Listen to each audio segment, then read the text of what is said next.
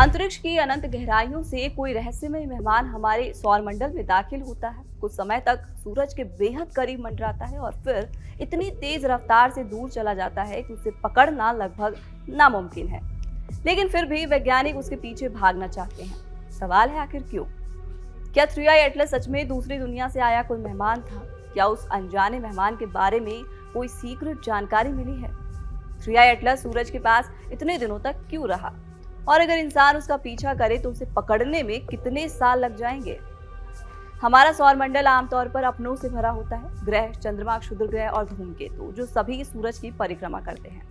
लेकिन कभी कभी कोई बाहरी चीज भी आ जाती है जो किसी दूसरे तारामंडल से आई होती है। ऐसी वस्तुओं को इंटरस्टेलर ऑब्जेक्ट कहा जाता है। अब सोचिए, ऐसी कोई चीज लाखों करोड़ों साल तक अंतरिक्ष में घूमती रही होगी और अचानक हमारे पास आ गई, धरती के करीब आ गई। ऐसे में ये वैज्ञानिकों के लिए किसी टाइम कैप्सूल से कम नहीं। अब सवाल है कि वैज्ञानिक इसके पीछे क्यों पड़े हैं। सीधी सी बात है, ब्रह्मांड का सैंपल है ये, जो खुद चलकर हमारे पास आया है। हम अपने सौरमंडल के बारे में बहुत कुछ जानते हैं, लेकिन दूसरे तारों के आसपास बने ग्रह और धूमकेतु कैसे होते हैं, ये अभी भी रहस्य है। खासकर तब जब ये ऑब्जेक्ट बहुत ही अजीब व्यवहार करता दिखा। ये ऑब्जेक्ट जब से दिखा है, सवाल उठते हैं कि क्या ये सच में दूसरी दुनिया का मेहमान है।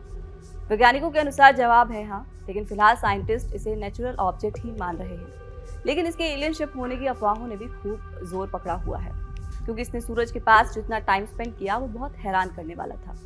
जिस सूरज के पास जाने में हम अभी भी कतराते हैं, आखिर उसने सूरज के पास इतना समय कैसे बिता लिया? क्या उस पर सूरज की गर्मी और ताप का असर नहीं हुआ? ये सवाल बहुत दिलचस्प है। जब कोई इंटरस्टेलर वस्तु हमारे सौरमंडल में प्रवेश करती है तो सूरज का गुरुत्वाकर्षण उसे अपनी ओर खींचता है। वो सूरज के पास आती है, तेजी पकड़ती है और फिर स्लिंग शॉट की तरह दूर निकल जाती है। 3i एटलस भी ऐसा ही कर रहा था।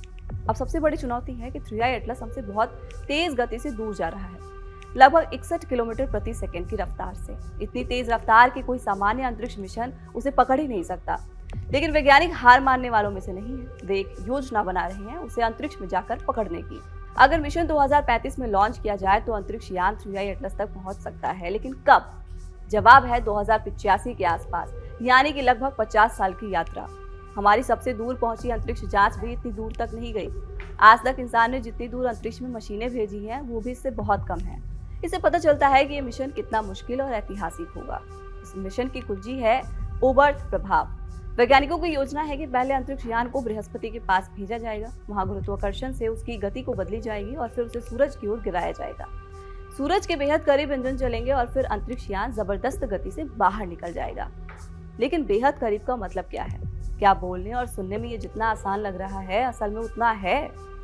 ये स्पेसक्राफ्ट इतना करीब होगा कि वो सूरज की कोरोना के अंदर होगा। तापमान हजारों डिग्री होगा। ये मिशन इंसान द्वारा भेजे गए सबसे गर्म और खतरनाक वातावरण में जाएगा।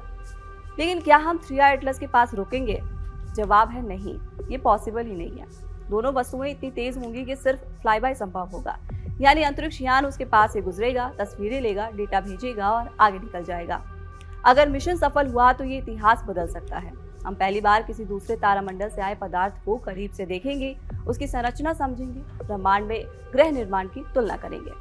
फिलहाल इस वीडियो में इतना ही। आप इस खबर पर क्या सोचते हैं? कमेंट बॉक्स में अपनी राय जरूर दें।